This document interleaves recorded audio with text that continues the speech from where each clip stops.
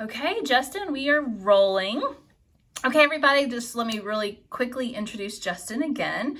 So his official title is psychological counselor. He's also an adjunct professor at a Tier 1 public research university in Texas, serving 46,000 students.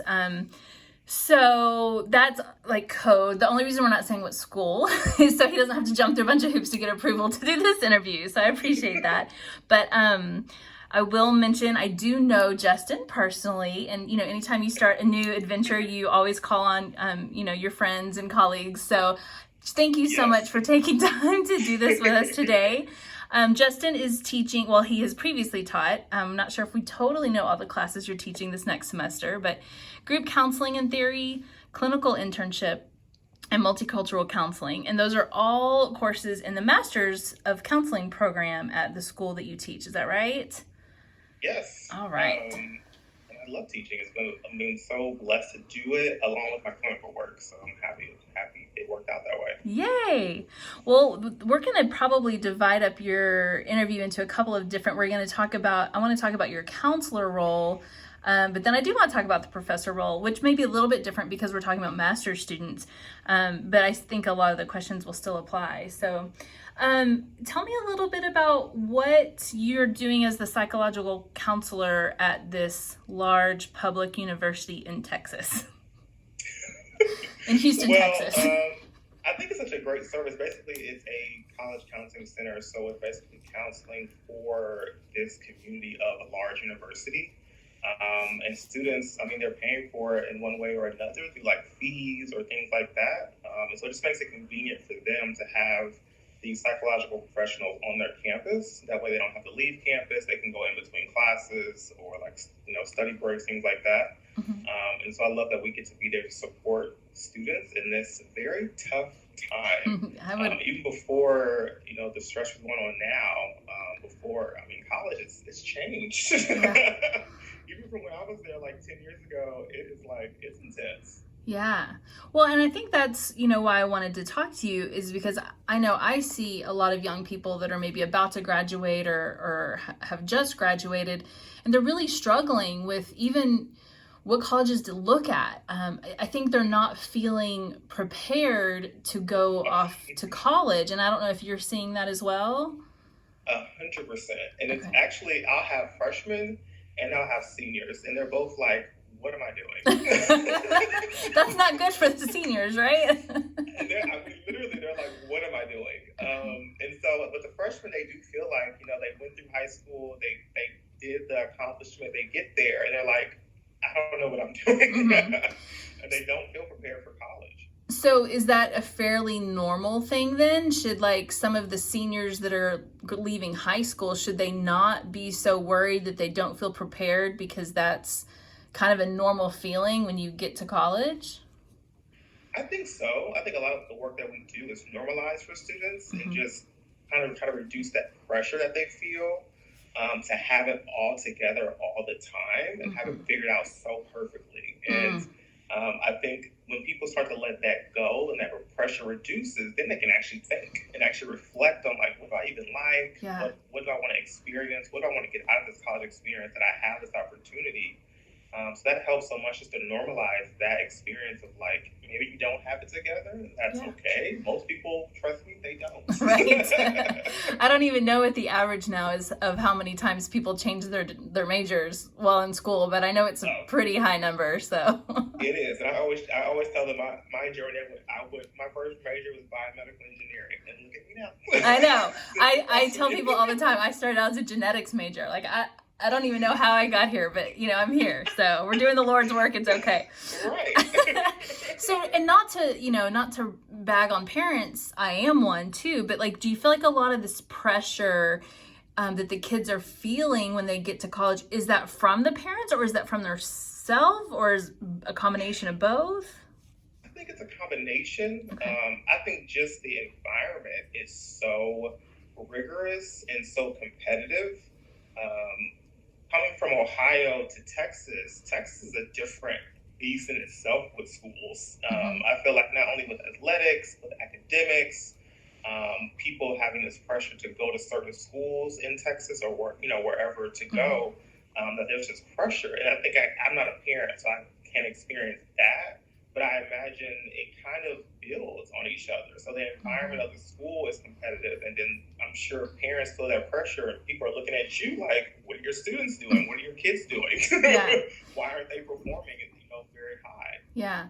Well, that's a good point. I'm up in Pennsylvania now, and I feel like I'm seeing that same trend. Like in Texas, I feel like there weren't that many small schools. Like all the schools were ginormous. I mean, I went to a school, and this was, 25 years ago, but my parents lived in a town smaller than the school I went to. And I don't even want to know what the numbers are now, but like there weren't a lot of small schools that people went to. I feel like here in Pennsylvania, and tell me if it was, in the part of Ohio you were at, I feel like there's a million schools. And so I wonder if that decision is even harder because there's so many, to me, teeny tiny, but they're good schools, but there's so many to choose from that I feel like that decision would be even harder up here. And I just don't think that's something that the kids necessarily experience in Texas unless they are planning on leaving or there's a specific school they're trying to go to or a specific major.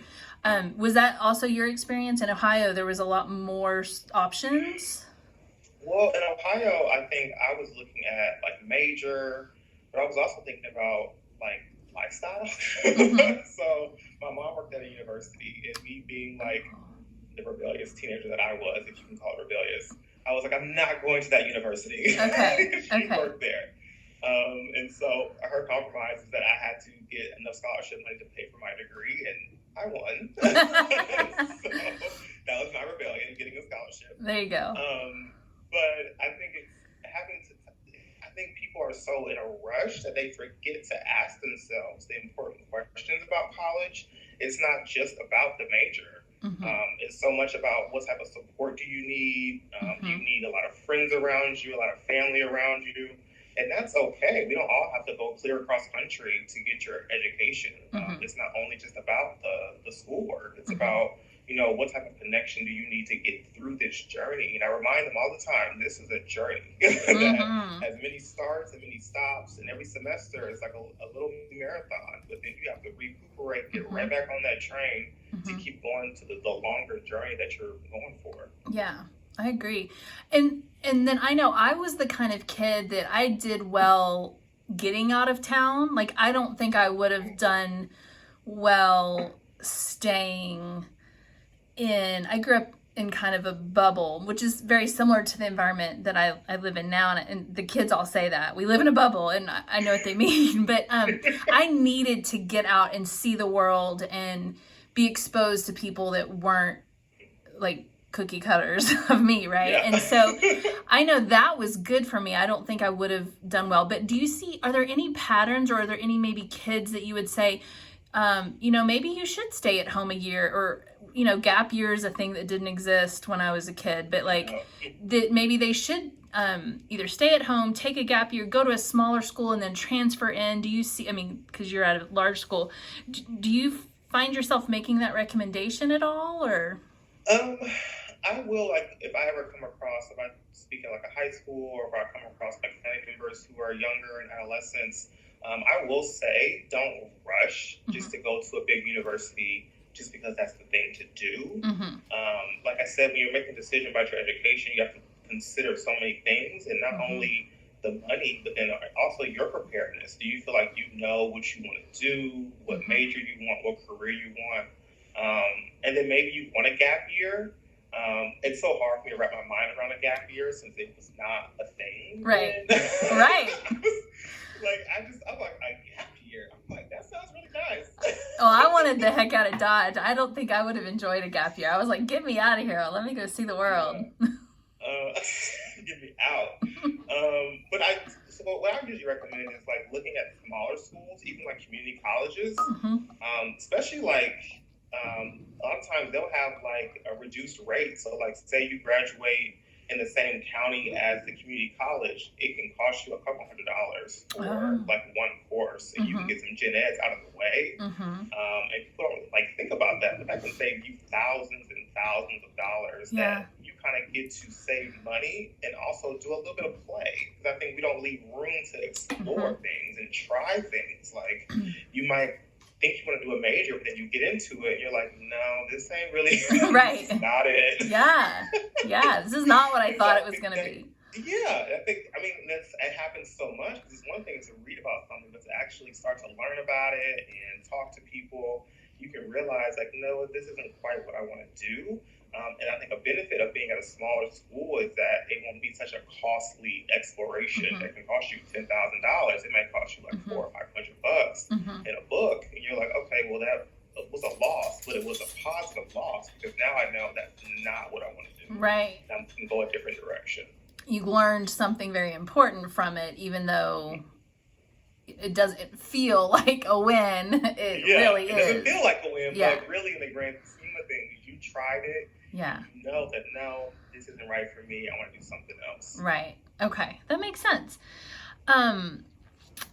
What about, are you seeing a lot of school and very diverse, and we see kids have more on their plate these days. So it's not just going to classes, but they're also working part-time jobs, sometimes full-time jobs, to support themselves or to help out with their families a lot of times. That can be a financial burden too, whether it be like helping out their parents who may be older and they have some younger siblings that they're trying to help out while they finish their degree. So it's also balancing the finances too. That's why I say it's a different game these days, where there's a lot to manage on the plate. Yeah, I agree. I think I mean, I'm hearing a lot of the same thing. Apparently Bubba is too, because he's making a ruckus. You know, I think when you look at my generation as the Gen Xers, we were the first generation to not surpass our parents financially. And, you know, that trickle down is that our kids won't be able to afford things that, you know, we were given and et cetera. And so I'm also seeing a lot of, and actually I've been impressed with this. I'm seeing a lot more kids do go to a smaller school or maybe a community college to save money and then transfer in, or maybe even get an associate's, work a little bit, because there is so much more financial pressure these days than maybe 10 years ago or 20 years ago. So I'm definitely seeing that as well up here. So, and I encourage it. I also like to help people to reframe it, that going to a community college or to a smaller university or even getting associates or a trade is not a failure. Like, that's a step in your journey. And 10 years from now, when you don't have $50,000 in student loan debt, you're going to be so happy. You made those smart decisions where you paced it out. You spaced out your decisions and not just rushing into a large thing maybe you're not quite ready for. And that it's okay to do things a little different from the pack. No, I agree. I think that's, I think we talk about that being underrated, to maybe go into a trade or a craft school. And you know, most people know my husband works in HVAC, and his apprentices, so the guys that have gone to school for HVAC that are apprentices under a master, make more than I made for years and years and years when I had a master's degree already. And so I think the same thing, for them to be able to get out and have minimal debt and be making such good money, and it's hard work, but they're making such good money at such a young age. And I was light years from that. Like, there's no way I was oh man, I think I was on my parents' payroll for far too long. But like, I mean, it's just tough. So do you see any specific traits that kind of help you, that you can tell if someone's going to succeed or not succeed? Like, do you see people that are washing out and dropping out and giving up, or? I think the thing that hurts the students so much is being overwhelmed with everything going on. And I think it's the adulthood. I think so much of the work I do is like the life skills, like, and normalizing that adulthood is not all fun and games. Like, oh, yeah, this is adulting. Sorry, welcome to it. But I think it's because they're not prepared. I had one client who, she was really in distress because her parents cut her off financially because they said she was spoiled. And she was like, I am spoiled. Like, you paid for everything. I didn't know anything about finances. And now I don't know anything about a budget or how to manage accounts or, you know, how to manage like different money and bills and things like that. And so she was like, I am. Like, they didn't teach me anything about finances, and so now they're just like, do it, and I'm like, I don't know. So I think that's the biggest that can help prepare students, not just about like the studying and the time management, like kind of let your kids in a little bit on the adulting stuff. That way it's not a shock and surprise when they get to college and they have to manage all these things in the air.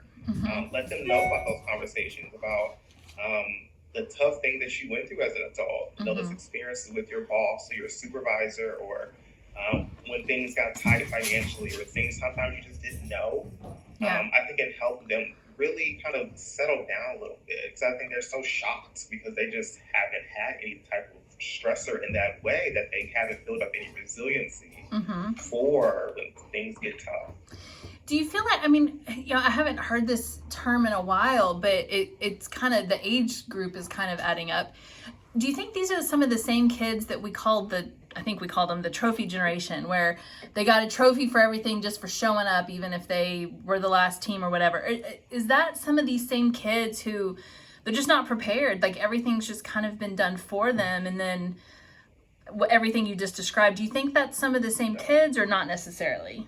I think it is some of that, and I think it can kind of happen anyway. So I think a part of going to college, especially a large university, is that you're kind of in a small body of water, and even if things went great for you, or you were big dog on campus, now you're in the ocean, right? So you're full of number ones, you're full of top tens, right?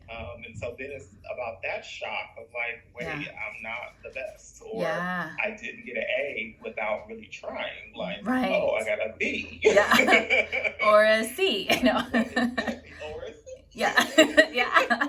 I know I went through that. Like, my audience knows I'm an only child, and went through kind of this journey of always, like, from a very young age, I remember always trying to, I'm also an Enneagram 1, which I totally will talk to you about Enneagram offline. I'm obsessed with it right now. But so it was all about like being, I call it the EST syndrome, EST. So the best, like when I was in kindergarten, I had the longest hair, EST, longest. And so like that was my pride, right? First grade, I don't remember. I think I was a really good student. And then went to public school, second or third grade. It's all a blur now. That's a long time ago. But I remember each year trying to find one thing that I could be the EST at.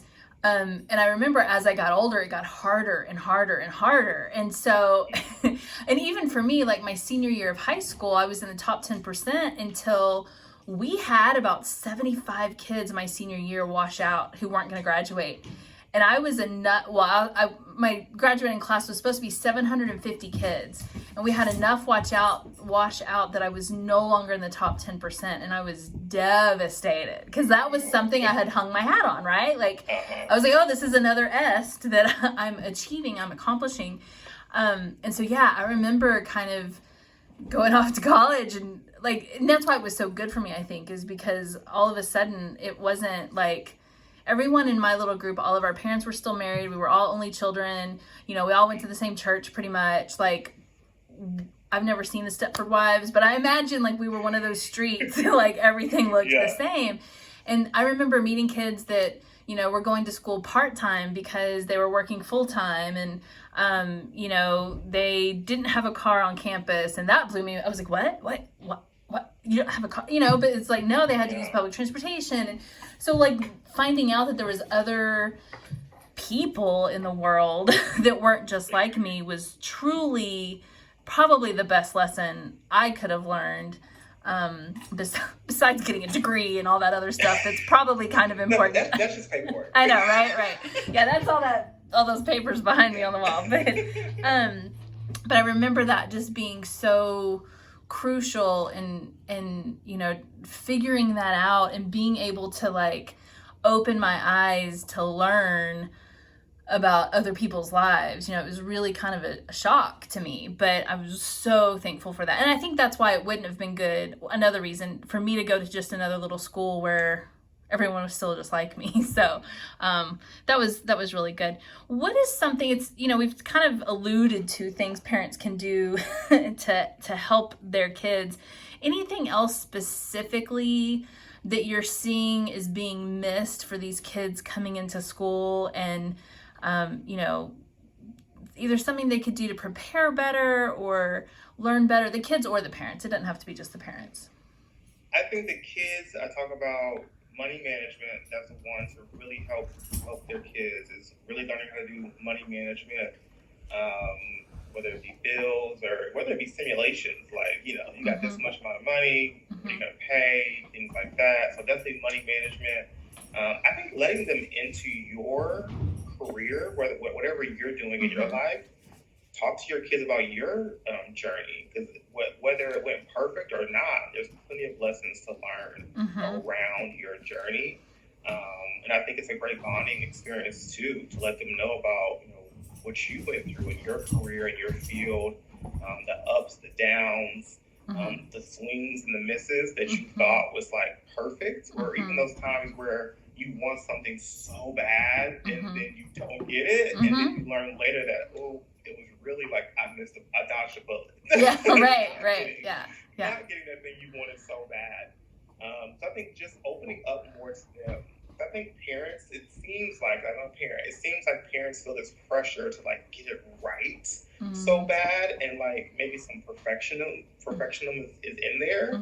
I think the human side of it helps you connect, and I think prepares the kids more for like they're human too, so they're gonna have a human experience when they go off and are becoming adults. And so I think that can help so much. Just talk to them real. Like it won't be like an overnight thing, like 17 to 18. Right. It won't be like kid, adult. Yeah. Like they need some development and some time to cook. Yeah. To really absorb all that stuff. So I think have good conversations with them. Talk to them about what they like, what they enjoy. Yeah. I think that can help so much. And also I think give them a little room to make some errors too. I think that can be important too. I think they don't have those critical thinking skills sometimes. They can do it in calculus. Right. Because that's feed into them to do calculus or chemistry, but like be able to have those critical thinking skills when you're in a bind or when you have a lot of stuff going on. So give them some room to be able to make some decisions and be able to reflect on why they made that decision, because that skill can carry them through that university process when they have to get paperwork in, or deadlines, or organizations. They can build up that resiliency to handle that journey. Yeah, no, I like that, because that's something I've heard about. I feel like a lot too is, if their parents have always managed their time and their deadlines, and then they say, okay, go apply for college, but you're going to do it. They really kind of have they don't know what that means and how to do that. They don't know how to, I think one of the biggest favors my mom did for me was, I think when I turned 12, I started having to like make my own doctor's appointments, and like I had to learn, and again, only child, I was never afraid to talk to adults, but like I had to learn how to do some of those things and not be afraid or not know what to say or whatever. Like you're 12, they're going to understand that you don't know how, but you need to try. And so I see a lot of that I think the kids feel like they're just being dumped, but I think the parents are trying to like kick them out of the nest basically and say, no, you know how to do this, just do it. And so I think extending that conversation and just teaching, I will be here to catch you, but you need to at least fly or jump or something, to get going. So I see that too. Well, real quick, before we wrap up, as a professor, what do you think, I guess academically, would help kids succeed better in college? Like study-wise, like are some kids just smart and never have to study, or are there certain ways of studying? Like talk to me about what you are seeing there, and what are your thoughts on that? There's definitely techniques to studying, and we don't do in the counseling center, but they do Okay. have, like, university will have mini workshops where they will go over different techniques of studying. Okay. And we encourage students to take advantage of all those things going on your campus, because those are there to help you. And even if, say, one semester you got it and it's easy, it's a breeze, there's gonna come a time when you have more classes or you have more responsibilities and things get tough for you. So even if you have good time management, you can always improve and learn for the future to be prepared. So I think that definitely can help with learning, like, techniques to study. And then the other one is time management. I think some people do just school comes easy for them. And I think that's just, I mean, they just have that gift. Okay. I do see usually that people who have that gift take it for granted and they don't work as hard. Right. So, like, they're okay with not doing any work and getting a B and, like, okay, I'll just get by and, you know, do that. But the people who it doesn't come as easy for have to put in that much more work. And so they can tend to outwork those people, because then they're putting in the work, they're getting those skills, they are prepared for that future because they have that grit almost. So that's a big word right now in college counseling is resiliency. Yeah. It's having that grit, because you need to be able to kind of grind out those tough times that come in your college career, but also after college, and when you're in your career, in your field, when you know you're in different positions, and knowing how to maneuver. So I definitely think that learning those study skills can help so much. And then time management, I don't know how many students I like make them write in their planner in my office. I'm like, we see so much with anxiety, and I'm like, well, you're not organized, so you're trying to manage everything in your mind. So that's why you're anxious. Or anybody would be anxious. You're trying to manage all your appointments, all your deadlines, everything in your mind. So your mind is overwhelmed. So I don't know how many times we write everything down. Good. All your assignments, your classes, and they're like, I just feel better. I know, right? And I love that they're learning it now, because I tell you what, there's just, the older you get, there's too much stuff already in there anyways. And so, I mean, even for me to this day, and I'm in my 40s, but like when I can't sleep, it's because there's something that I'm afraid I'm gonna forget. So if I'll just go write it down, I can sleep, because my mind isn't like, don't forget, don't forget, don't forget, don't forget. So that, I love that. I've seen planners or calendars change so many people's lives, just because, I mean, even married couples, like, they keep missing, they keep not communicating well. It's like, get a dry erase board and hang it up in the kitchen, or, you know, whatever. And like, so that y'all can see what is happening. So, all right, let's see if I have any other questions. Any other advice to kids that are about to, maybe they're about to start school in the fall? What would you tell them? This is my jam, because I'm always preaching to my clients. Okay. The biggest thing is talk to people. I think that's a struggle for people, but the degree, that's cute, like, it's a piece of paper. And you do get knowledge and education, but you got to talk to people. Your network will support you throughout your career, whether it be in undergrad, graduate school, well after. One thing that supported me so much in my journey is that I would talk to people at different stages of their careers. So when I was a freshman, I would talk to seniors. When I was like a junior, I would talk to people in grad school, because those people are just like a little bit ahead of you, so they can give you kind of like the game. No, that's great. Yeah. Things that they made, things that they learned, tips they would give you.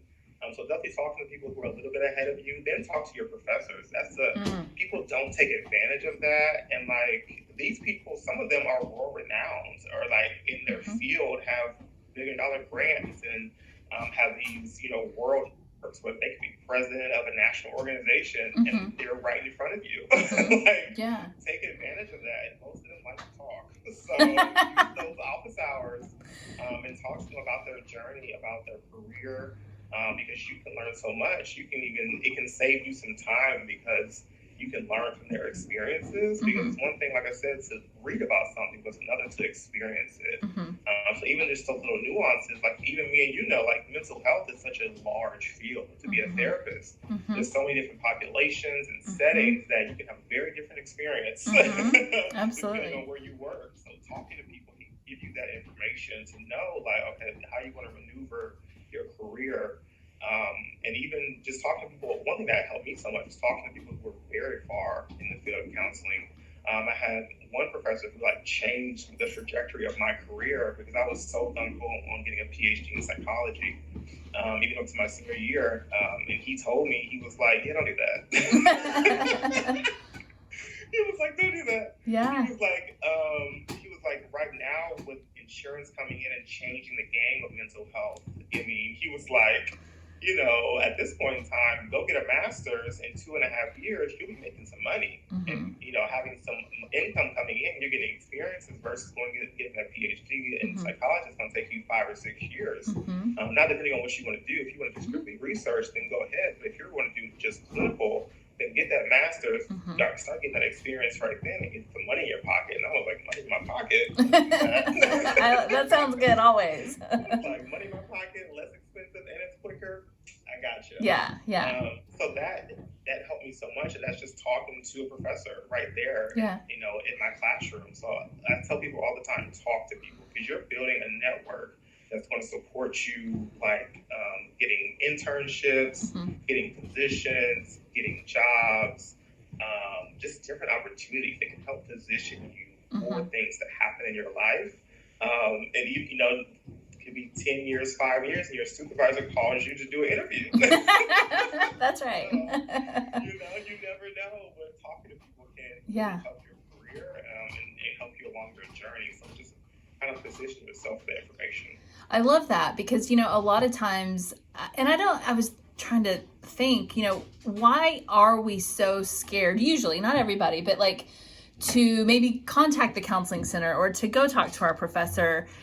You know, the worst thing that can happen is they'll be like, no, we can't help you, right? Like, I mean, there are those jerk professors. We've all had them that like don't want to help. And, you know, but, you know, I even had a girl who didn't like a grade that she got. And I think it was based on her not understanding one assignment or whatever. And she begrudgingly went and talked to the professor and got a second chance and was able to rewrite it and do kind of what she needed to do.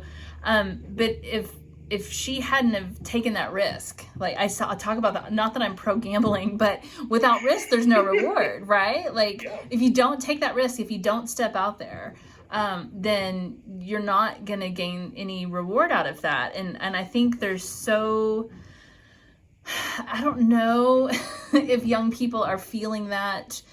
I know I did for sure, but like, just like, we've got to quit being so afraid and letting fear hold us back. But like the worst thing that's going to happen is not that bad. You know, like we're told no, or, you know, that's really not the worst thing that could happen. So, I love that. Just kind of taking that chance. And then any advice for parents that are, you know, gonna have one leaving the nest in the fall? What would you say to parents? Besides what we've already said. Go on vacation and celebrate. I imagine you feel free now. I mean, celebrate. Okay. But I think also for parents who are like an empty nest and like going off to college, I think now it's like your opportunity to figure out what things that you want to do with more time. I assume like you have more time for you to get back to your interests, so you can kind of split your attention now. It's like now I can focus on some things for me that give me fulfillment, and then also how can I give support to my kid from a distance to let them explore, but let them know that they still have that safety net in me that's there. And I think kids feel that. Like, you know, I might not talk to my dad every day, but I know he's there. So, and you maneuver through the world a little differently when you can feel that parent is there for you. If something were to happen, or if you had a question, if you had a concern, that they're there for you. So I think, you know, it's your time they're exploring, it's your time to explore too. Now you can do hobbies, you can do things that bring you fulfillment. So lean into it. I'm sure it's very, very tough. Like literally that's a big change for a parent, for them to go off and, you know, like let go of your hands. No, I think that is like, I think it's probably, thank goodness I'm not there yet, but I think it's probably such a hard balance of letting them go on their own and not wanting to just do everything for them, right? Like we want them to succeed and to, soar, but they need to do it on their own volition, or else it's not really succeeding and soaring, right? Like it's kind of coattails. And so, no, I love that. I imagine that would be a very delicate thing for, I know I've got some folks that are getting ready to launch some kiddos in the fall, and they're not thrilled about it, but I think that's a great reflection of like, but this is a chance to like, have one go, and then if you still have more at home, then there's one less mouth at home, but to get to do something else with those. And I think a lot of times we tend to focus so much on like the kid that's having the most, the squeaky wheel gets the oil. If we focus so much on just the squeaky wheel, then the other, kiddos may feel neglected or whatever. So to be able to realign, it's kind of like when you said each semester can even be like its own little marathon.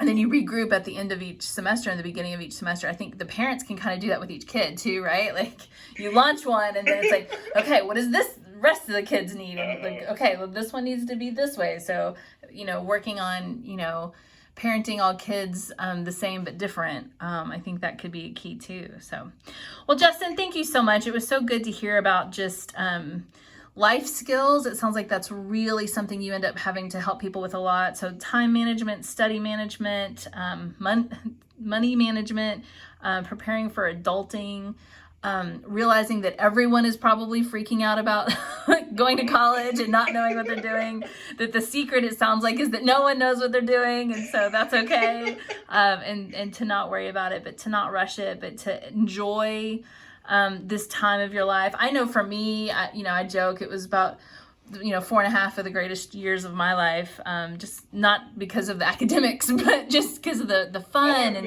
the adventure. I know, right? Even talking to you, I was like going down memory lane. But also then for the parents as well, to assist your kids, but not do everything for them, to encourage them and support them, to be there for them if they need you, but to also take the time to focus on themselves and not necessarily live vicariously through them. So sounds like boundaries are still important then too. So. Oh yeah, and I think I hope people take away from this that this is mental health.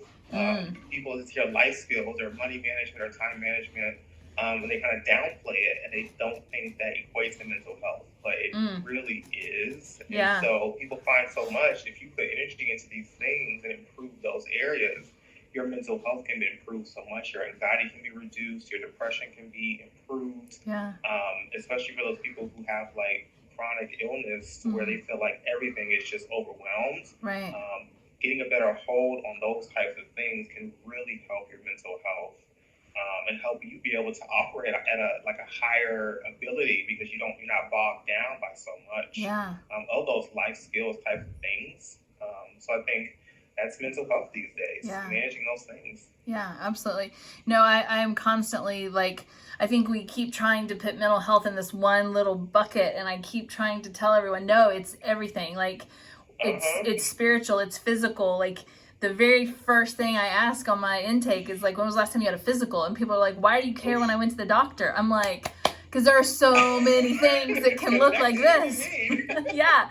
And so, I think it is, you're right. It's like, it's everything. It's writing stuff down in a planner so that you're not constantly having to worry about something, and that worrying creating higher cortisol levels, and those higher cortisol levels making you not be able to sleep, and not being able to sleep causing depression, and depression causing not being able to remember things. And like, it's so intertwined with everything. So thank you for pointing that out, because that is definitely the drum beat that I march to, is that it is all of this. So I really appreciate your time. Thank you so much for hopping on and letting me record you with my less than stellar technology skills. But I appreciate it, and I hope to talk to you again soon. All right. Thank you for having me. Okay. Bye, Justyn.